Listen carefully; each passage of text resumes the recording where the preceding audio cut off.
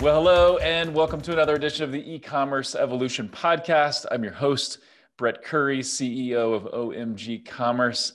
And today we get to hear a founder's story. We get to see behind the scenes of a really rapidly growing e-commerce brand, a brand that I'm really excited about, that I'm a customer of. And so I can't wait to dive in and let you hear the origin story of this brand and also what they're doing now and how they're growing and excelling. And I think there's going to be lots here for you to learn from. And I think it'll be a lot of fun as well. And so today I am delighted to welcome to the show the co-CEOs of a company called DoughP, and that's spelled like dough, like bread dough or cookie dough with a P on the end. So DoughP, co-CEOs Is and Kelsey. Guys, how's it going? And thank you so much for taking the time. Yeah, we're good. Thanks for having us. Thanks for having us. Yeah. So just a quick, and I want you to tell the full story, but DoughP is cookie dough that you order online and eat. And I don't know if you're like me, cookie dough is just as good, probably better than the actual cookies. I was telling you guys that I made the mistake. I ordered some DoughP. You have to be careful how you know, what audience you say that to, but I ordered some DoughP from you guys, from your website. Tried s'mores, chocolate chip cookie dough. It was like your sampler pack. It was 4 or 6 Cookie of them. Monster, fairy dust. Yeah. Yes, all of those. Fairy dust, cookie monsters, and the s'mores was good. And I made the fatal error of letting my kids know. Now, I can't remember if I told you Iz, but I've got 8 kids. And so I made the mistake of letting my kids know about the DoughP, and they totally dug in. It's fantastic. So kudos to you guys for that. Great to hear that. Yeah. So let's kind of hear a bit of the origin story, and then we'll dig into lots of fun stuff related to the business. But how did DoughP come to be? That's awesome. I love like origin story. I feel like I'm an X-Men. Like, what was my origin story? Like, we're gonna have a whole. I need a movie trailer that's like, and then she, you know, it's gonna be awesome. When I tell my kids, I was talking to the founder and the co-CEOs of DoughP, they're gonna be like, "What?" You will feel like a superhero to them for sure. Oh, that's awesome. So cool. Yeah. So origin story for DoughP. So I'm the founder of DoughP. We are co-CEOs running it today, but I was by my lonesome 4 years back. We just had our 4th birthday for DoughP. Congrats. And this crazy idea that people might like cookie dough as much as me. I had been working in tech for 10 years.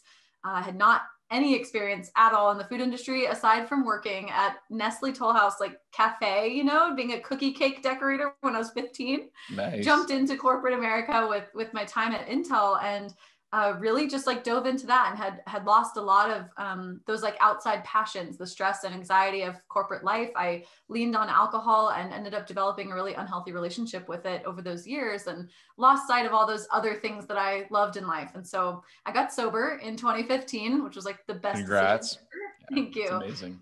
It is so cool. I really feel like I got a second lease on life and got this opportunity to like take the reins and see, what do I really want to do? Like, is this what makes me the happiest? And in the discovery outside of work, nights and weekends from my day job, what was I loving? And it was really being in the kitchen. I was baking like every day and bringing in stuff to the office. So baking was like therapy for you, or just kind of a hobby, passion type thing? Like meditative, like when it still is. Like when I'm in the kitchen, like time flies by. I feel like it's beautiful. Yeah, it's like if I have an afternoon, if we get some afternoon free or something on a weekend, he'll play some guitar and I'll be in the kitchen baking something. So dude, that sounds like a really now just as a teaser, if anybody's listening only and not watching, I don't know if it's because you guys are based in San Francisco and I just all of a sudden got this vibe, but you kind of have like a short-haired John Stamos. And maybe it was the guitar. When you said guitar, I'm picturing you in like a San Francisco kitchen. And it's like Full House from my youth or something. It. I'll take it. Yes, I love it. However, we moved from SF. Now we're based in Las Vegas. Oh, got it. Okay, it's still cool. He's like a Vegas Stamos. Yeah. He's like a Stamos impersonator on the script. It's the Stamos impersonator. Totally, yeah. You could do it, man. You can totally do that on nights and weekends if you want. Cool. Appreciate it. Yeah. Incredible. Yes, we, so I was in SF when I started the company. These like nights and weekends baking and loving it and bringing stuff into the office. I'd been moved down to San Francisco for a new job inside Intel. And, I was like, what am I going to do? I can't be a baker. There's like world-renowned pastry chefs in San Francisco. So was just doing it for myself on the side still and for friends and things. But going to SF, I decided to try and be a vegan, but I was really terrible at it because I love butter way too much. Yeah. So my recipes had butter. So it was in them. butter. It wasn't so much meat. It was the butter that tripped you up. Oh, I just couldn't let it go. Man. You know, Makes I was sense, like, yeah. I didn't mind having all like the vegan meats and this and that, but man, when I was baking, butter is the good stuff. Yep. So Yep. I was using butter, but no eggs. So then these cookie recipes I made for a really long time were safe to eat raw. So I was like, not only, you know, the one spoonful I would have always had over the years, now I was like, oh, I'll just like save half of it in a bowl for the week to eat some bites out of it and bake the other half into cookies. So that just clicked. I was like, this could be my thing. You know, I could start a business. I could do this, you know, all those people at work and things that have been saying you should sell this, and kind of thought, well, entrepreneurship's a bit far-fetched. Like, I'm just going to climb this corporate ladder and that's what it is. But, you know, sobriety really gave me that energy and like focus to say, I could do this. Like, I could put myself towards it. So 2017, I took 100 pounds of cookie dough out to Dolores Park in San Francisco. And we sold out in like 3 hours. And I was like, all right. This is a business. This is a real business. Yeah. How do we go from here? Yeah. So now, kind of tell this part in whatever order makes sense, but we'd love to hear how you guys met, because, you know, not only are you guys co-CEOs and you look great together, but you're married as well, right? So I'd love to hear how you met. And then did you go e-commerce after you guys started working together, or Kelsey, did you go e-commerce first?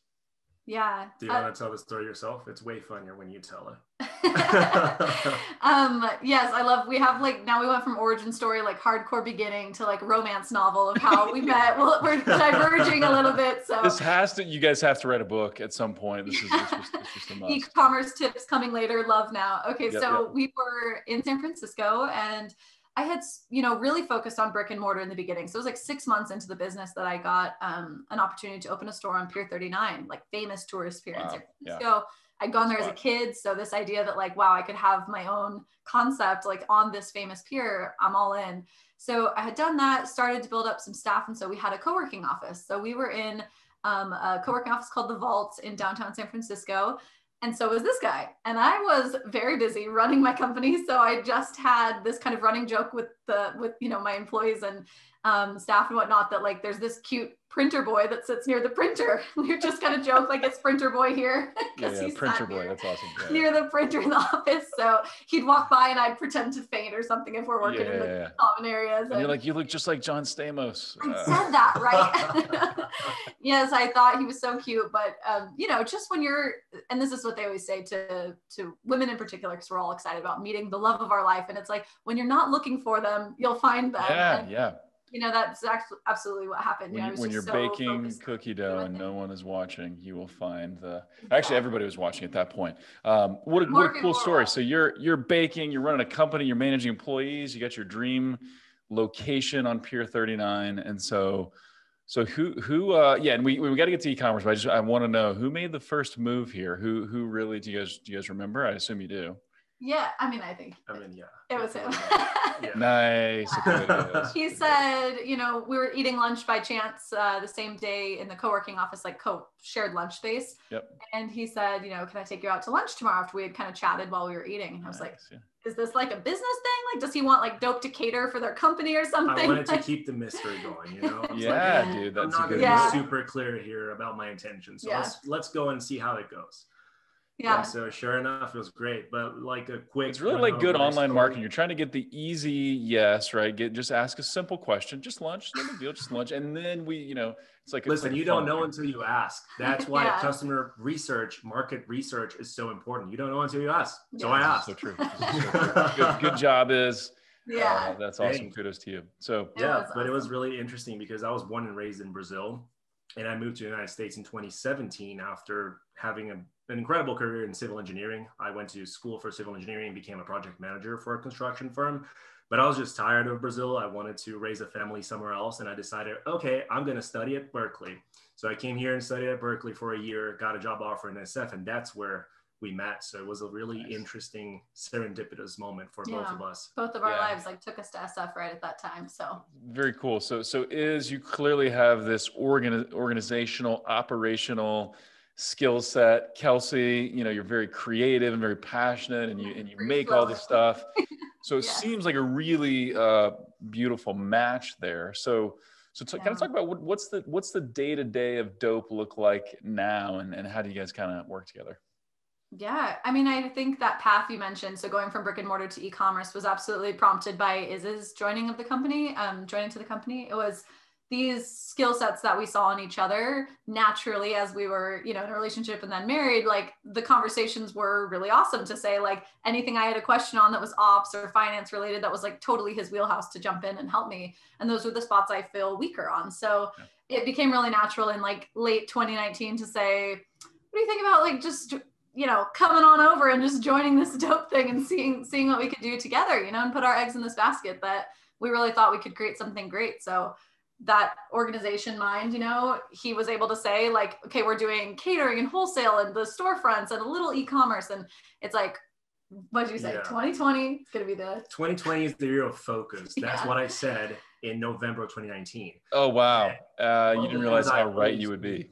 Yeah. One of the things I always do when I join an organization is to really understand where the resources are allocated, right? And so, as she was saying, she had a lot of resources allocated everywhere, which means you're spread too thin. You basically cannot serve everybody very well. So what we just did was a brainstorming analysis considering ROI, barriers to entry, and other factors in each of the channels. And we decided, okay, 2020 is going to be the year of focus on having the brick and mortar locations operating, but we're focusing on e-commerce. E-commerce seems to have the greatest potential for growth and the least barriers to entry for us right now. And that's what we did. So November of 19 was the decision, and March of 2020 was when the pandemic really hit, and we had no longer brick and mortar locations. So thankfully we were super ready to go, and we grew from November of 2019 to March of 2020, 100x in sales on e-commerce. 100x. That's insane. 100x in sales online, or 100x in e-commerce online. Yeah, that's online only. Like, for reference, in 2019 altogether, we did $50,000 online out of 1.2 million for the company. So as you can see, e-commerce is like tiny sliver of the company. Yeah, exactly. Really like an afterthought. And then in 2020, 2.5 million of 2.7 million was e-commerce. So $2.5 million from 50 grand. So it was a wild roller coaster to even be able to like sustain the fulfillment side of that. And I'm sure, e-commerce folks listening know the challenges that come from doing, 30 boxes a month to 3,000 boxes a week in the span of like 4 months.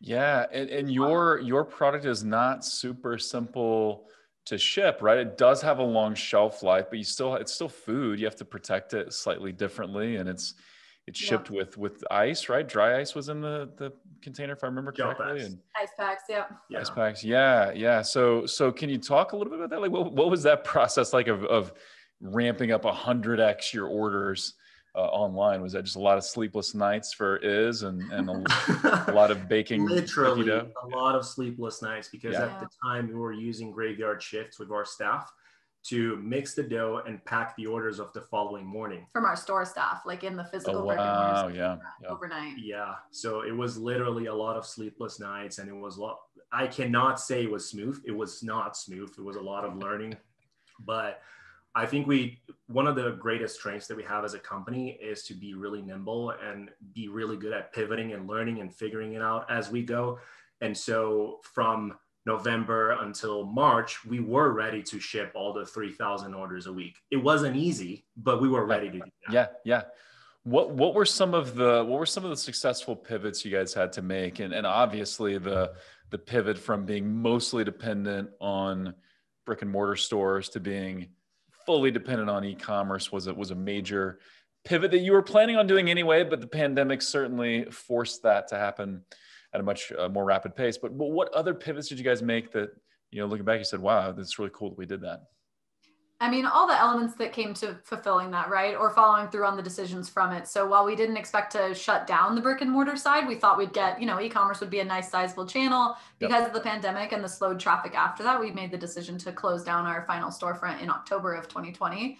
And it's just those, real cut and dry look at the numbers, like put the emotions aside and say, like, does this make sense to keep doing? Like, yes, I put my heart and soul in the storefront. I mean, it was so beautiful. We built it from the ground up, loved it, but it's down 82% year over year. And, it was just not going to make sense for us to, stay there in the long run. We needed to not let that hurt what was working. So, I think other than that, it's been the partners that helped it come true, like learning who the right partners would be in fulfillment and who the right partners would be in marketing, advertising. It's such a hard game to get right. We're still a marketing department of one. I'm trying to hire a director of marketing right now. So we've really relied on agency support to, kind of make everything come true. That's awesome. So yeah, finding the right partners is key. And I want to kind of dig into one thought there that you mentioned, and you kind of alluded to this in the beginning that, hey, that Pier 39 location, that was your dream location, right? It was iconic. It's where you went as a kid or whatever. And I think we have periods in time like that as entrepreneurs, not always pandemic related, but where we have to make a really logical choice to move away from something that we maybe have a lot of nostalgia or a lot of emotion wrapped up in that. So what was that decision like? And did you guys kind of labor over that, or was that just a clear cut, easy decision? I think it was like, someone who's more removed from the emotion of it, it was quicker for him to say, like, we should definitely close the store if we can. And I'm like, but maybe we could keep it. And like, what about if we were able to convert them into e-commerce customers and like, use it as a marketing engine? And like, there is all this other kind of a dreamy lens we could have put on it, but it does take sort of having that checks and balances. I think of if I was still a solo founder, no co-CEO by my side, like it would have been really difficult to make that call on my own. So I think, and recommend to anybody else, have a counterpart that can really tell it to you straight and bring the numbers to the table where it's hard to say otherwise. Yeah, that's awesome. So I think one of the ways we learn best, right, is seeing what other people got right and also learning from other people's mistakes. So let's start with what you guys get right from the beginning? What do you feel like you just right out of the gate, you kind of nailed, and that's helped, propel you and keep the success going?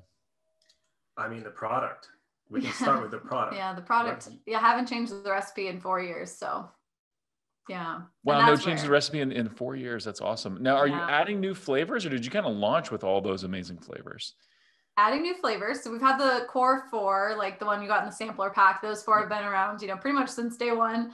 And the base of the recipe and how we make our dough, from the start has not changed the whole time. So we do always come out with new seasonal stuff like red velvet cupcake for Valentine's Day. And, we're always kind of releasing new unique flavors that sometimes we can't pull down because customers are so upset when we sell out of them. They're like, bring it back. We did a nostalgic flavor in January from the 90s, did like a Dunkaroos inspired cookie dough. And when it sells out, like tear the walls down. People are so upset. They're like, when is it coming back? Don't take away my Dunkaroos. How dare you? Like they're very upset. So so that's been good. And I think the other strong thing that ties in with the product has been the brand, like really being so firm from very, very early days on like why we exist, what we sound like, what we look like. We want to talk to you like a friend. It's all about authenticity and our mission around mental health and addiction recovery. So it's a commodity. Cookie dough is something you could make at your house, but we're really trying to wrap a bigger purpose around it. And like each purchase goes to support these issues. And, there's just so much more to it. And I think that's really resonated with customers from the start. Yeah, your brand is amazing. I mean, first of all, I love the name DoughP. It's really cool. And, just like you said on your homepage, edible, bakeable, and ridiculously tasty. And it's just got this fun vibe. And you've just nailed the branding. And as you read stuff on the site, and as you I remember the card that came in the sampler pack was really relatable and fun, and talked about the fact how long it would last and how you can enjoy it. It was a really fun experience. I would totally agree. Product, brand, nailed those. Anything else you feel like? What's that? I mean, I was actually going to say another thing that was really good from the start. So my background as a civil engineer, I've always focused on numbers, right? I've always done financial analysis and production and operations analysis. And so unit economics was something in my DNA. So when we first started, instead of trying to ship one container of cookie dough, we've always shipped kits of container. And so there's always this analysis of like, what does make sense to ship considering the cost of the shipping label and whatnot. So that strategy was right from the start. And I think most e-commerce brands do that strategy. They can't just ship a unique product. They have to make sense on unit economics. Totally makes sense. And so you guys have always done packs. You've always done like 4 packs. Yeah, never 4 packs. We used to do like 6 packs back in the day because we had these tiny jars before we moved to the situation we're in now. So But yeah, always kind of like a kit. And, you know, it helps on most of the part of like a new person coming in. It helps to have decided for them, like, here's the best ones to try. And like, that's why we do the bestseller pack. But then the build your own pack is super popular. Like that's the most common, like second step in, you know, repurchasing. They're coming back to be able to customize theirs and say, okay, from that, I love these flavors. Like here's the ones I want to get, and mixing and matching pints in a 2, 3, or 4 pack. The sampler pack did make it very easy because I didn't have to think about, okay, all these flavors sound amazing. It'll be great to try them. Yeah. Have you had many people say, hey, I just want to order one? Have you had pushback on the 4 packs, or has it always been fairly smooth? Yeah, we get that pretty frequently, like in support emails, you know, tickets, or social media, on comments on our ads, you know, saying like, oh, I just want to buy one, or the comparison where they're like, oh, at the grocery store, I can get Nestle's for $3 or whatever. And it's like, yep. You sure can. Like, but is it homemade cookie dough? No, it's not. Yeah. Yeah. Like it does taste really not that great. So they tried to make like an edible one about 2 years after I had launched. And it's so different than their core product. It's like, it seems like they really couldn't get this step to like just turn the taste of the regular Nestle into a safe to eat one. So it's very, very different. And yeah, it is at a very low price. I mean, they're a massive, massive, you know, conglomerate out there. So they're always going to be able to beat us on price. But like I said, that's why it's so important to have such a strong focus with the brand and what our business is enabling to happen in the community around these issues. And that's a lot more than you could say for buying a pint of Nestle. So I think, you know, we looked at and started offering the 2-pint pack. So shipping just 2 pints, which is, you know, more approachable than requiring that you get 4 if you're going to do it. So right. Yeah, we've made some steps down. It's just, it seems like environmentally, like not smart to send one, even, you know, we're going to have installation for one. Yeah. So it's just explaining that to the consumer. That's challenging from these times. Yeah. It is challenging because there's always people that, you know, don't want to think about the big picture and only want, you know, just to lower their costs, which is understandable. But I think, you know, from your perspective, kudos to you guys for saying, hey, this is what makes the most sense. Economically speaking, this is how we need to do it. And so we're going to present it in a way that's easy and fun and get as many people as we can to take advantage of this, knowing that there'll be some people that don't understand, but that's okay. We'll work through that. So yeah. Awesome. So then what about mistakes you've made? Because I know it's not always fun to talk about mistakes, but that's often how we learn the best, and learning from other people's hiccups can really be useful. So learning moments. Yeah. You want to talk about like the last spring, last summer? Yeah. So as we were mentioning, we were growing super fast, right? 100x in 3-4 months. So we were desperately looking for a way to reduce our shipping costs, because when you first start shipping, and I'm sure most of the listeners are going to agree with me here, when you first start shipping, you don't have enough volume to come to a carrier and say, hey, I want a discount. There's not enough track record to come and say that. So you have to pay higher prices. And so you have to make sense on the unit economics, like I said. So the way that we envisioned that happening was, okay, let's spread out our distribution. Let's have 3 major distribution centers across the country, because our customer base is so spread out across the country. And so we did, but there's a lot of consequences to that. So for starters, you have to spread out your inventory. So there's a lot more cash tied up to inventory. And also you have to trust who you're moving with. And so we just learned the hard way that you have to have one person managing everything, and that person has to be in touch with all the boxes to make sure that everything goes according to plan. It's just so easy. There's just so many steps that can be lost along the way, and that just loses the entire customer experience along the way, and we just don't deliver what we promise here. And so that learning was, okay, we need to centralize everything, make sure that we know this person, we're close to this fulfillment center, and we know exactly what's being done. And it was incredible. So in September last year, we started with a fulfillment center here in Las Vegas, which is amazing, because if anything happens, I can just literally drive there and see what's going on and fix problems on the ground. That's awesome. Yeah. So, you know, you identify an issue or an opportunity, hey, to improve customer experience. We need to distribute our shipping, but that creates some challenges as well. But it sounds like you kind of too big, pivoted. too fast. Yeah. Like we spread out too wide, where it was a little bit out of reach, without knowing, you know, those warehouses closely enough. Yeah. And in September, we already had the track record to come to shipping carriers and say, hey, so here's what we have now. Here's how much we're shipping. And then we were able to centralize everything from here.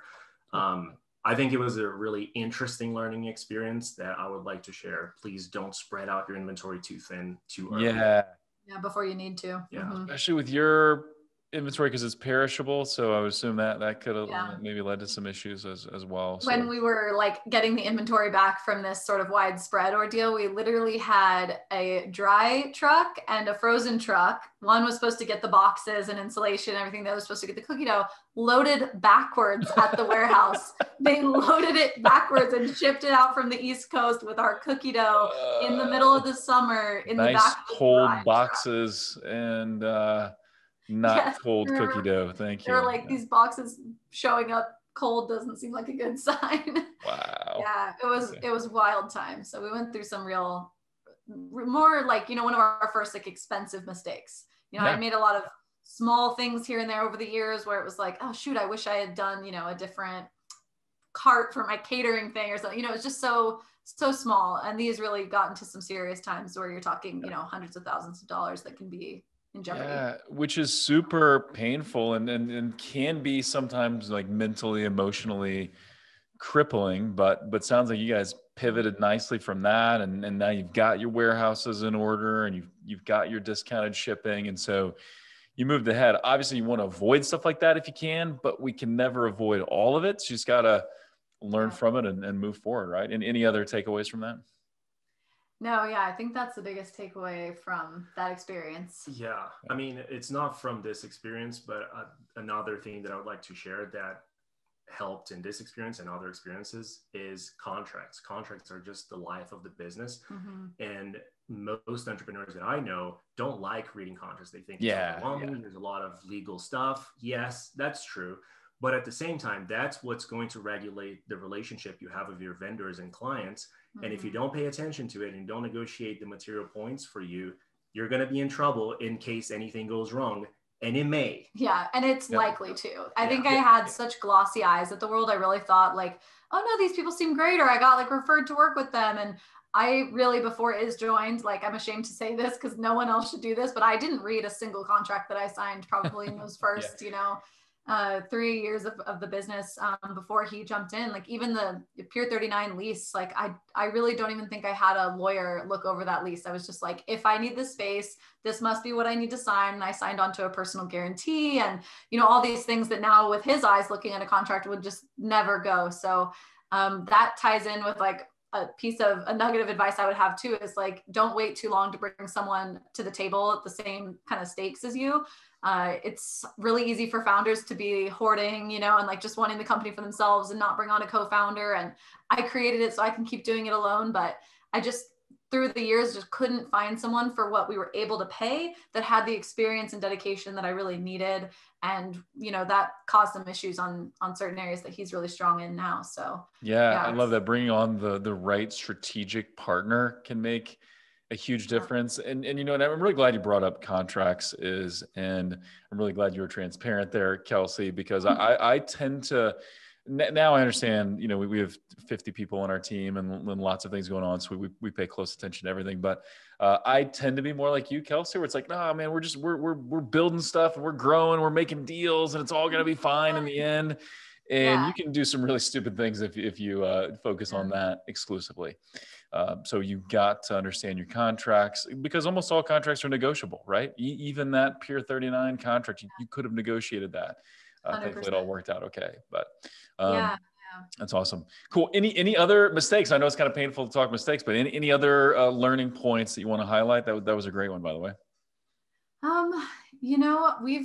I think some of the agency decisions, when I think about advice I pass along for that, is like, go with your gut. We've had some times where we went with someone and I was like, I'm like morally opposed to this person as a human, but like they seem to have good performance. Let's do it. And then it's like, that was an awful idea. So I think, we've just been proven when you feel like, wow, this seems like a really good person I would want to I mean, virtually like hang out with every day, like they become like your best friend, you know, you should really feel like they're good people that you would want to spend time on the phone with. So just trusting that gut and being like, if I don't even like being on these sales calls, like I really shouldn't sign up with these people, no matter how good they say the performance is. There's just something that will always be off in the relationship. So that's I totally agree. And you know, as an agency co-founder and CEO, we kind of feel the same way on this end, right? There are these times where we talk to a client and we think, man, I love that brand and I love the growth potential, but something about the person we're going to be working with just doesn't fit right. And that usually then ends up being a not great relationship, right? And then the same can be said on the client side, right? You think, okay, the track record, performance is good. I want to grow my business. I want to do the logical thing. But if your gut is telling you no, then you gotta look at something else, because there's somebody else that's got the track record and the personality too, you know? Yeah, totally. Yeah. Hard advice to follow in the moment. It's like when you're in a pinch, you make bad decisions. So needed to hire an agency or a person or whatever, we've always, not made as good of a decision. So trying to give yourself the lead time to say, it's okay if this one doesn't work out. Let's keep interviewing. Let's keep searching.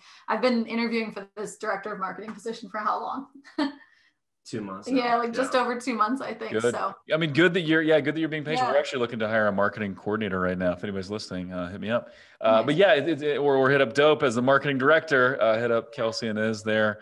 But that's totally accurate. What we look for hiring an account manager, Google specialist or Amazon specialist or whatever, we will try to make that listing earlier than we need to, because you can have discipline, and when you're under the gun, still really wait, to say yes to someone, but it's a lot easier if you just don't have that pressure, right? When you have the time. And one of the things, and I heard this quote, I think it was on the Tim Ferriss podcast. I can't remember who said it, but they said, if it's not a hell yes, it's a no. And so then they were just talking about like anything in your life, right? And so we started implementing that though on the hiring side, right? If it's not a super enthusiastic yes, then it kind of needs to be a no, Yeah. So it's awesome. It applies to the fundraising world as well. Like I think about it with trying to find the right partner. If you're waiting to raise until you, oh my gosh, need the capital, and you're freaking out if you don't get this, you're going to seem desperate. And you probably won't even be able to get an offer, or you might close with a partner that wouldn't be the best partner for you on, the fundraise side, whether it's an angel or a VC or who is it, they're going to be a partner in your business. It's more than an agency, they're going to have like a piece of your, dude, this is like getting married right there. I mean, it's like the business equivalent of getting married for sure. Yeah. Totally is. So when you're in a pinch, you make bad decisions, and that's across the board. Yeah. Awesome. Really good advice. Well, let's get into a couple tactical things just for fun. And I do want to underscore how much I love your website. I know I said that already, but the branding is on point. It's easy to shop. It's easy to browse. Just really, really like it. Let's talk. I'd like to dig into maybe some traffic things that are working right now for you, and then some conversion tips potentially. And let's start with the website. What are some of the things you guys have done over the last year or so? I know you've been growing hair on fire type speeds, but what have you done to increase conversions, to improve checkout, and anything along those lines? Yeah, overall experience stuff on the site. So I would say like maybe 6 months ago, we started to think of a couple other areas to really bring in the mission into it. So like when you click add to cart on the bestseller pack, it literally shoots confetti out from the add to cart button and says like your purchase supports addiction recovery. So these little reminders that and we're all in e-commerce trying to make sure they get to checkout and that they complete the checkout. So that add to cart moment, adding a little bit of excitement and like a little reminder of what this purchase will help do. We have that at the bottom of the mini cart as well, some support that they'll have. And having a mini cart was a decision too, to try and reduce friction from like being on the site shopping to getting to checkout. In the mini cart, we've got some upsells. So this was like a custom built solution by our dev, not an app or anything that I can recommend there, but different products get served a different upsell opportunity. And right now we are with a shipping threshold, like to get free shipping on orders over 65. So we tried to line up all of the upsells to get them there. Like the hope is that for most of the scenarios, like adding that next upsell there will get them to free shipping. So they're more incentivized to add, a 2-pack upgrade and like get an extra 2 cups with your order, or double up and save and, that sort of thing. So getting a discount on something if you get 2 of them. Little things like that in the cart. Yeah, I really like that. And it looks really cool. I'm looking at it right now. I added the bestseller 4-pack to my cart, and just below it, it says double up and save. And you get the nice, we'll save 5% and the price, the original price marked out, the new price there. It's handy. So when you added that, what kind of lift did you see for your AOVs? I know I'm kind of putting you on the spot, so if it's a rough. No, it's totally fine. number, I mean, I definitely, from when we first launched this new site with this mini cart in general, and we had a 2-pack upgrade with like 2 pints that were being offered on any order, anything that had been put in the cart that was already cookie dough, so that we weren't adding the complication of installation and ice packs for someone who bought like a sticker or like a spoon, or like some merch. So for that, and that was 25% of orders were doing that 2-pack upgrade. So that was pretty significant. Nice. That is really significant. That's awesome. Yeah. That was a $12, I believe at the time, right? Yeah. So I think it was like 12 or 15 to get the 2-pack. And that was great. Extra bump. You know, we had been like really around like a $43 AOV pre new website. And then once the new site launched with that, we were up at $59.60. So really good movement there.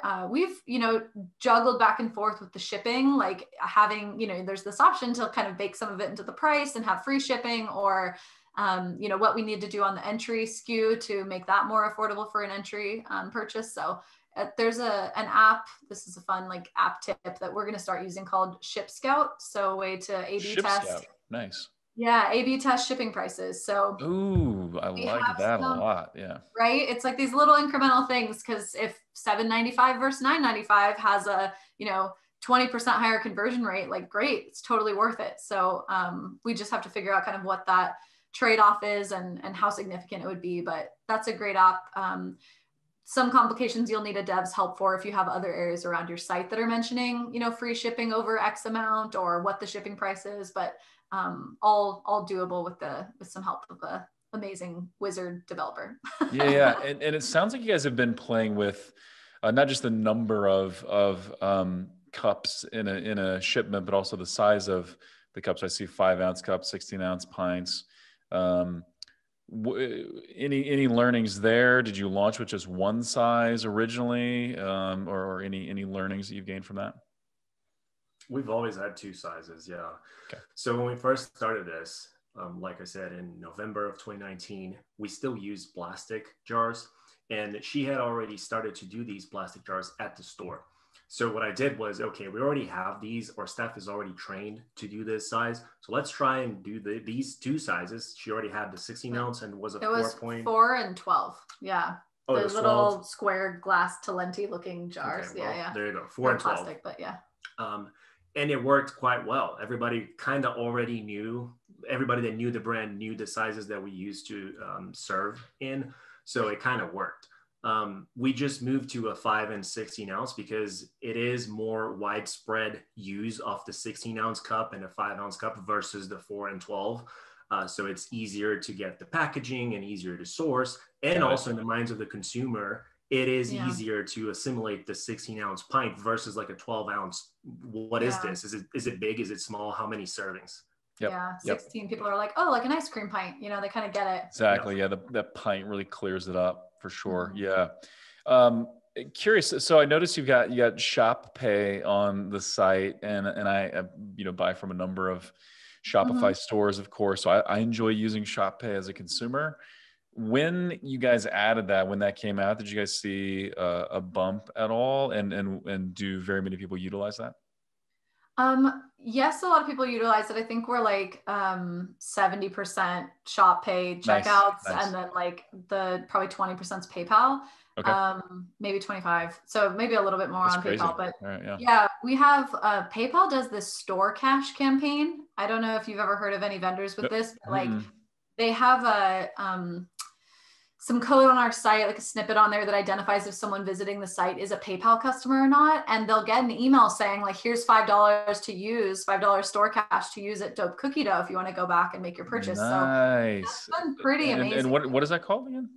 Store cash campaign. Yeah. So PayPal's store cash. I remember just by chance, like seeing it as an option, like, oh, do you want to turn this on? And I'm like, sure, like whatever, $5. Yeah. Go for it. Seems cool. And then, when I log in, it's like 1,128% ROAS. Like what? It's pretty cool. So take that. Yeah. And when you got 20% of your shoppers are using PayPal anyway, so that only works. So if someone visits the site, It's detected that they use PayPal. They leave without buying. It's almost like a remarketing campaign. Then they're getting the $5, or it's regardless of what they do on the site. It also does it if they have purchased and it's incentivizing them to come back. So it's like, here's $5 to come back to Doubhp. Yeah. Beautiful. Which is great for you guys because it's a consumable. And so, sending a coupon after the fact is great too. So yeah, we have to think about all the different ways to incentivize that repurchase, like different ways to use the product. We're working on a digital cookbook to send out. So like being able to offer this probably as like a post-purchase upsell, but a digital cookbook, like here's all these recipes to go through. Increase consumption. Absolutely. Yeah. Like get you eating more. So you start ordering more. Yeah. So I want to get into some traffic tuning where we just have a few minutes left. But what about other loyalty things you're doing? Are you looking at subscriptions? Are you doing anything else special to get that repeat purchase? What are you doing there? Yeah, we have a rewards program. So our Spoon Lickers Club. Spoon Lickers Club. Yeah, I love that. Yeah, in February. So, it's only as good as it's marketed though. So it is kind of like hidden on our site right now.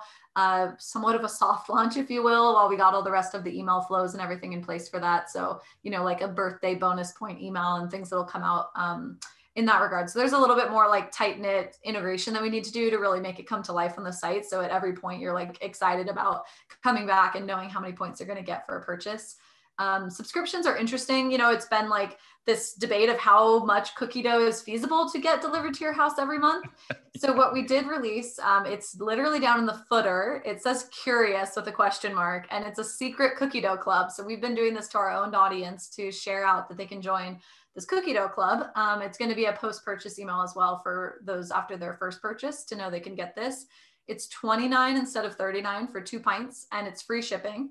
And it's every month getting 2 mystery pints. So it's like a surprise box. And so far, really great reviews. We have like only one person gave a 4-star. The rest have been 5 stars, which is super awesome. And they're like, I love the mystery of it. Someone literally said, I've been wanting to order Doubhp for 6 months, but just could never decide which flavors to get. So this mystery box was perfect for me. I'm like, yes. Perfect for those that are undecisive. Yeah. And then that leads to consumption, and maybe you find, hey, it's the s'mores that I love the best. And so I'll just I'll order more of that. I'll order a 4-pack of that. So that's really great. So, so you'll start promoting that then in your post-purchase email series. Are you considering the idea of putting that in the cart as an upsell or mentioning it elsewhere? Or are you still kind of working through that?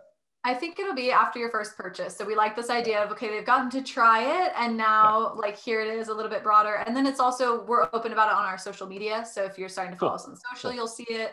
And then if you're in our email list at all, you'll get occasional updates with that's still available. So awesome. We did a fun, like very mysterious email blast for that. It was like 20% of people who opened the email clicked through to the link.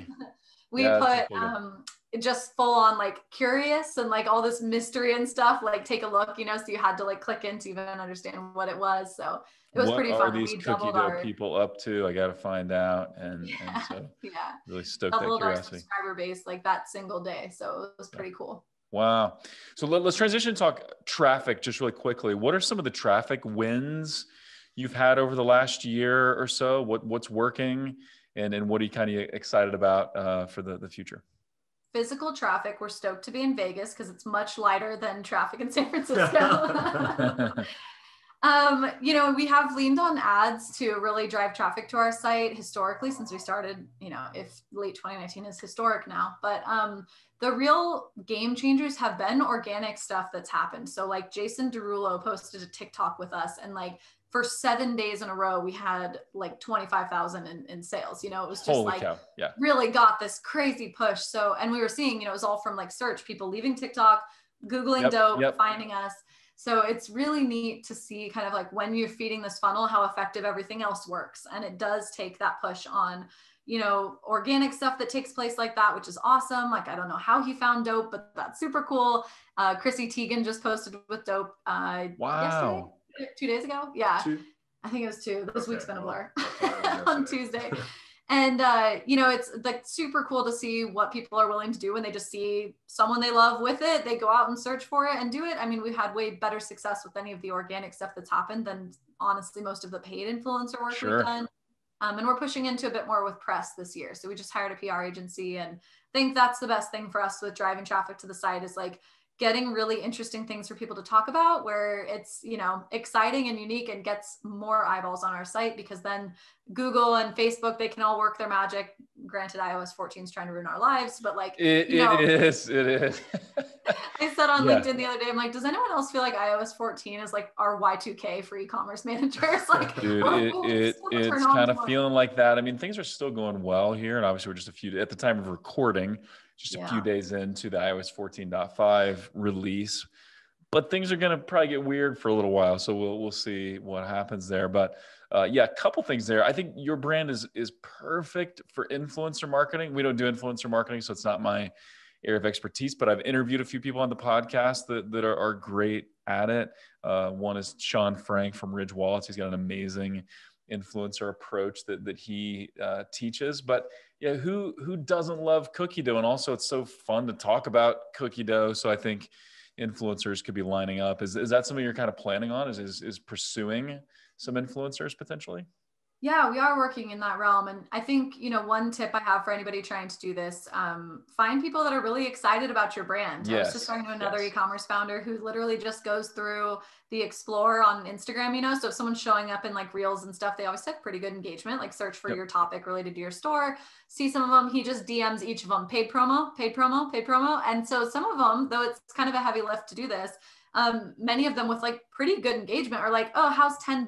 He literally is like, I can't tell you how many I've closed for $10 or like free product alone. And like, they're just willing to talk about it. And then just send me some cookie dough and $10 and you got it. Like way higher ROI than like, oh, $15,000 for this feed post. And like, we just sit there like praying that enough people go and click the link in their bio. It's like, you know, there's just I think there's a scrappier way to do this. I'm also not convinced that like landing pages are the end all be all for influencer in particular. Like, I think consumers are getting pretty savvy that like you've been sent to this like trickery page that you can't click out of. You know, it's kind of like, here's a code for 15% off, go to DoughP.com. So this next round of influencers we're going to try a little bit looser like that, instead of everybody going to a landing page, because we're just not seeing the results we want. But if you've got the time or a marketing person on your team that could do the paid promo, you know, quick DMs and see who's down to talk about your brand, that's awesome. Because the people that I've sent free product to and they're willing to post about, I mean, Addison Ray, we got her address to send her some free product by chance. And like she posted, we got 4,000 followers in a day. It's amazing. It's amazing. And that was free. So it's like, you know, there is just you got to stay scrappy. Even as you get big, stay scrappy. I love that. Even when you're generating some nice profits and growth is there and you got paid channels that are working, that you can never put anything on autopilot, right? But if you got your agency running it, you don't have to think about it as much. But you should never stop with the scrappy, creative, hustle type stuff, because it adds a nice extra percentage to the business that compounds over time, that really can be a massive difference maker. You know, immediately, but also in years to come. So curious is on the operations side, like what's ahead for you guys? Any tips or suggestions or ideas there? Well, great question. Now is actually the time for us to go into a bi-coastal distribution model. We got the volume and we got the demand is there. So it now makes sense. We're also in a better cash position to tie up more inventory, tie up more cash on inventory.